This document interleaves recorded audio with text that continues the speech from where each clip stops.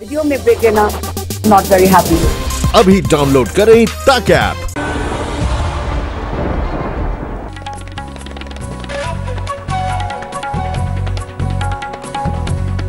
नमस्कार, हमारे morning prime time आज सुबह में आपका स्वागत है। आपके साथ मैं हूं मीनाक्षी खंडवाल। इंडिया, भारत या हिंदुस्तान, देश को आप इन नामों से पुकारते हैं, पुकार सकते हैं, लेकिन सवाल यह है कि जब देश एक है तो नाम एक क्यों नहीं है? जैसे किसी भी भाषा में, यानी अमेरिका को आप अमेरिका ही कहते हैं, ऐसे ही जापान हो, श्रीलंका हो, हर देश का एक नाम है।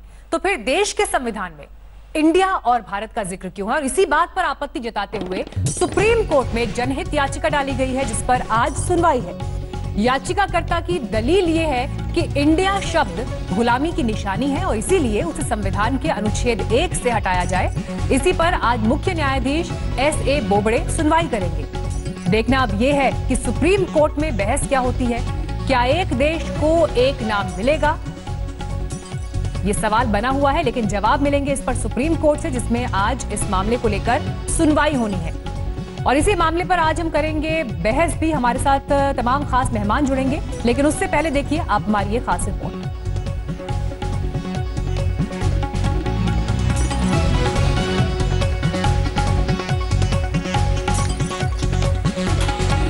चलिए रिपोर्ट आपको हम दिखाएं, लेकिन आपको एक बार फिर बताते हैं कि आखिर इस दलील में क्या कहा गया है। याचिकाकर्ता ने ये कहा है कि इंडिया शब्द गुलामी का प्रतीक है, इसीलिए एक देश का एक नाम हो। दुनिया के बाकी जो देश हैं वहां पर भी ऐसा है कि भाषा बदलने से देश का नाम नहीं बदलता, और अलग अलग स्तर पर इसकी मांग पहले भी उठी है। लेकिन संविधान के पहले ही अनुच्छेद में यह कहा गया है भारत, इंडिया यानी भारत, इंडिया अर्थात भारत, और इसी को लेकर दलील जो है सुप्रीम कोर्ट में दाखिल की गई है। आपको हम ये भी बता रहे हैं कि इतिहास में क्या हुआ।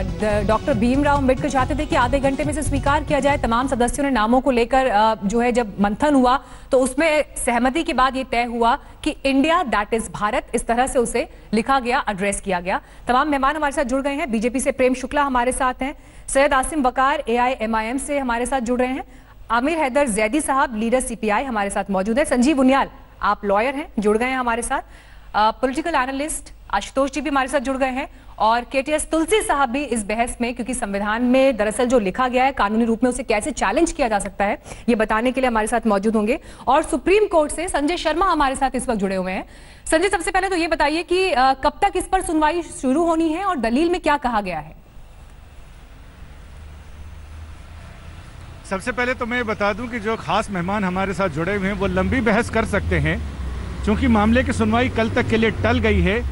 चीफ जस्टिस की कोर्ट में बेंच में इस मामले की सुनवाई होनी थी और आज अपरिहार्य कारणों से चीफ जस्टिस की बेंच नहीं बैठ रही है।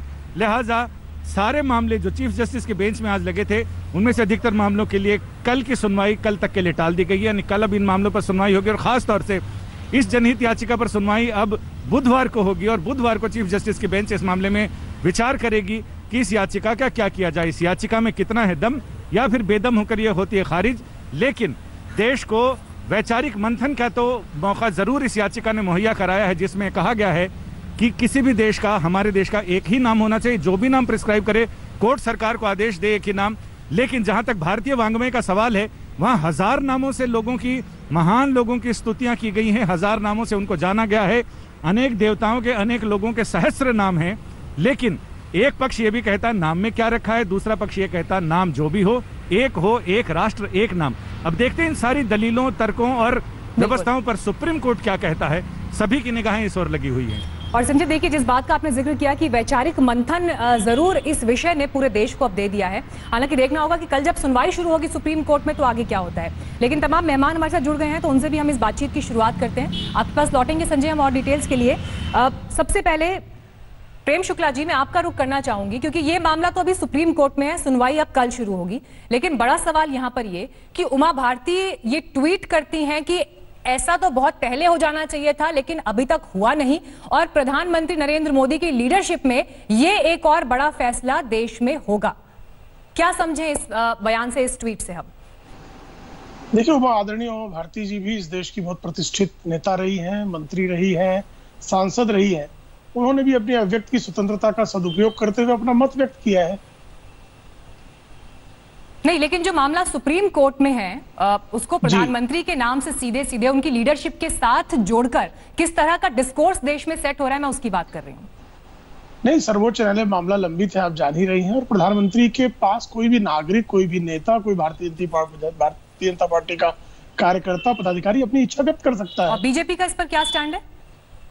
भारतीय जनता पार्टी का इस पर अभी तक कोई आधिकारिक स्टैंड नहीं है।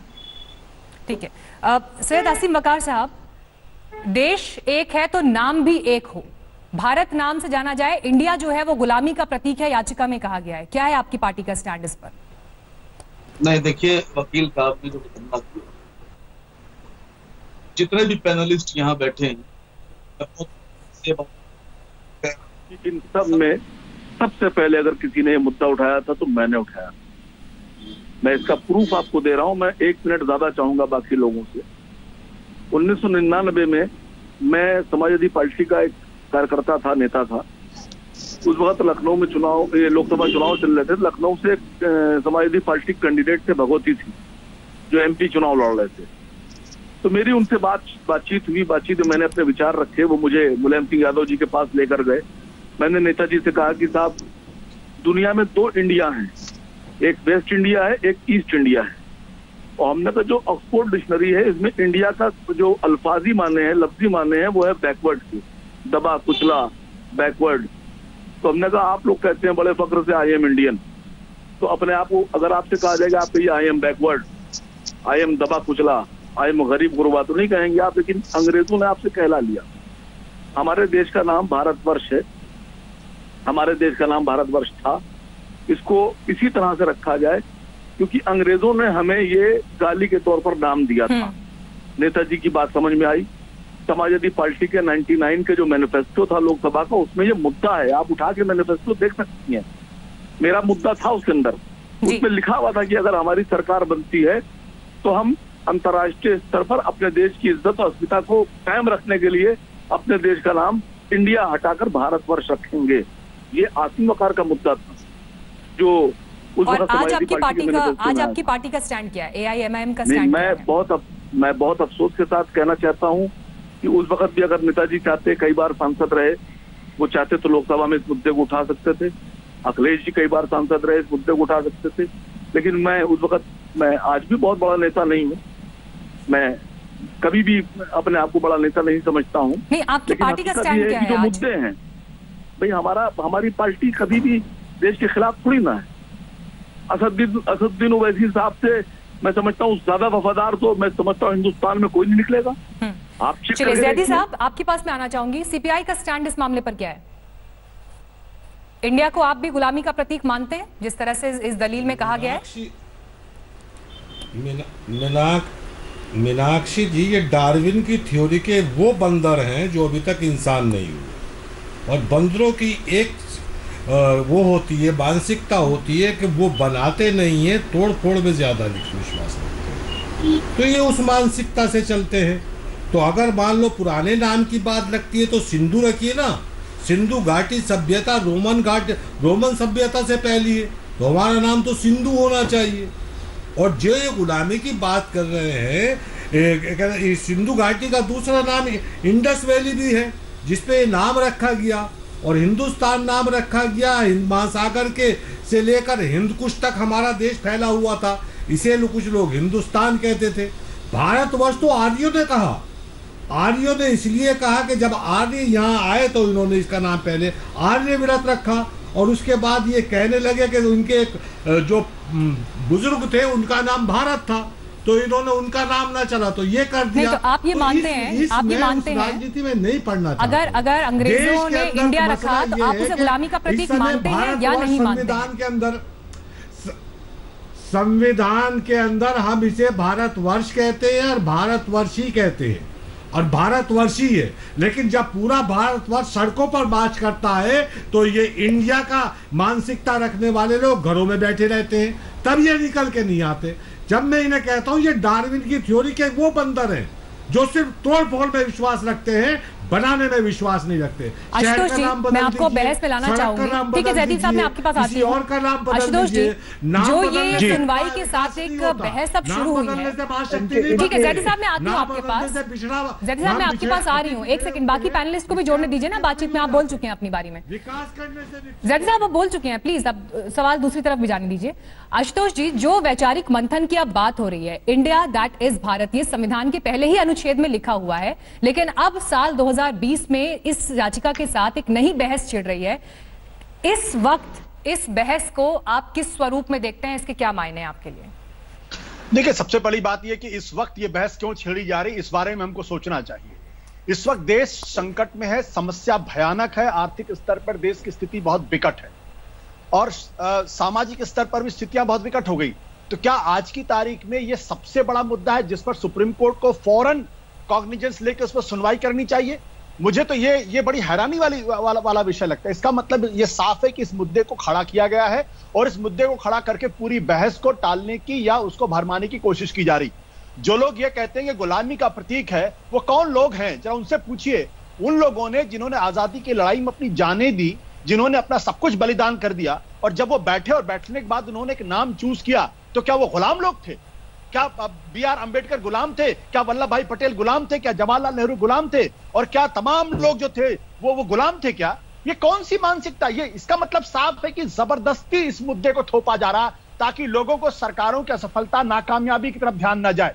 वो जो हजारों लाखों लोग जो पिछले 2.5 महीने से पैदल चलते हुए चले गए, जिनको देखकर मानवता कराह उठी है, उसकी तरफ किसी का ध्यान नहीं है वहां पर। और मैं पूरे अदब के साथ कहना चाहता हूं, सुप्रीम कोर्ट को आज की तारीख में जिन चीजों का कॉग्निजेंस लेना चाहिए, उन चीजों का कॉग्निजेंस नहीं ले रही है, और वो इंडिया बनाम भारत के नाम पे कॉग्निजेंस लेती है। तो जो लोग ये सवाल खड़ा करें, मैं उनसे पूछना चाहता हूं, ये हिंदू शब्द क्या है? क्या हिंदू शब्द गुलामी का प्रतीक नहीं है? ये हिंदू शब्द हिंदी में नहीं है, ये हिंदू शब्द पर्शिया से आया हुआ है। तो फिर आप हिंदू शब्द को भी बदल दीजिए। मैं आरएसएस, बीजेपी से रिक्वेस्ट करूंगा कि वो कृपया अपने आप को हिंदू और हिंदुस्तान कहलाना बंद कर दें, क्योंकि ये हिंदुस्तानी शब्द नहीं है, ये पर्शियन शब्द है, ये वहां से आया हुआ है। तो मैं बार बार कहना चाहता हूं, इस तरीके के मुद्दों को उठा के देश की जो मौजूदा स्थिति है, जो सामूहिक विवेक है, उसके ऊपर पर्दा डालने की कोशिश की जा रही है।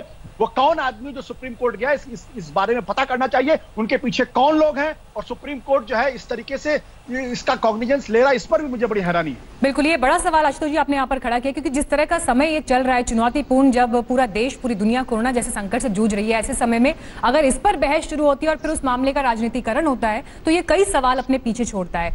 संजीव उनियाल जी, आपका इस पर कॉमेंट। देखिए, मैं 2-3 बातें कहूंगा। पहली बात तो ये पेटिशन जो आर्टिकल 1 के अंतर्गत जो है अमेंडमेंट के लिए गया है, ये 25 फरवरी को पेटिशन डाला गया था। इसका कोविड-19 सिचुएशन से कोई ताल्लुका दूर दूर तक नहीं है। और नहीं, वो सवाल ये उठा रहे हैं कि सुप्रीम कोर्ट ने भी तो कॉग्निजेंस लिया ना इस मामले का। दूसरी बात मैं उन सज्जन का जवाब दे रहा हूं, आशुतोष जी, जो बीच में कह रहे थे कि आज ही क्यों लिया गया, तो ये लगातार पेंडिंग चल रहा था। तो आज कोर्ट ने अपने सामने उसको शॉर्टलिस्ट करके नोटिफाई करके लेना था, आज नहीं लिया, कल लेंगे। दूसरी बात, उत्तरम यत् समुद्रस्य हिमाद्रेश्च चैव दक्षिणम वर्ष तद्भारम चैनामा भारती यत्र संसति। आप देखिए कि हिस्टोरिकल फैक्ट्स के साथ हजारों एग्जाम्पल्स ऐसे हैं जो कि 10,000 12,000 साल पहले चित्रित हैं। जम्बू द्वीपे भरत खंडे आर्यवर्ते एक दिशांतर गते पुण्य पुत्रे कलियुत्रे काली प्रथम चरणे। इस तरह की जो लगातार बातें उत्तर से लेके दक्षिण तक का सारा समूह, आ सिंधु पर्यंतम यस्य भारत भूमिका, जो पूरा एक सिंधु से उत्तर से शुरू होता है और पश्चिम तक सिंधु समुद्र के बीच का सारा भूस्थल है, वो भारतवर्ष है। और जब आर्टिकल 1 1949 में आया गया, लेकिन जो ये केस है, याचिका है, वो कोर्ट में है और सुनवाई इस पर कल होनी है। लंबी इंतजार हमें करना होगा उनियाल जी, हमें इंतजार करना होगा, क्योंकि कल एक सेकंड और दीजिए मुझे। मैं सिर्फ ये कह रहा हूं कि 1949 में जब ये बिल आया, उस टाइम बहुत लंबी बहस चली और कामत ने लाखों एग्जाम्पल दिए, हजारों एग्जाम्पल दिए, उसमें एक बार भारत। बिल्कुल, जिस बात का जिक्र उनियाल जी आप भी कर रहे हैं और बाकी मेहमानों ने भी किया है कि ये मामला अपने आप में कई कानूनी पेचीदगियां लिए हुए है और सुप्रीम कोर्ट में अब सुनवाई इस पर कल होनी है, क्योंकि आज अपरिहार्य कारणों की वजह से सुनवाई टल गई है। फिलहाल हमारे सभी मेहमानों का बहुत बहुत शुक्रिया हमारे साथ जुड़ने के लिए। एक ब्रेक के लिए हम रुक रहे हैं, फौरन लौटेंगे, देखते रहिए आज तक। नमस्कार, मैं हूं अंजना ओम कश्यप। हमें उम्मीद है ये वीडियो आपको पसंद आया होगा। लेटेस्ट खबरों के लिए यूं ही देखते रहिए आज तक, और इस वीडियो के पसंद आने पर लाइक, शेयर, एंड सब्सक्राइब करना ना भूलें।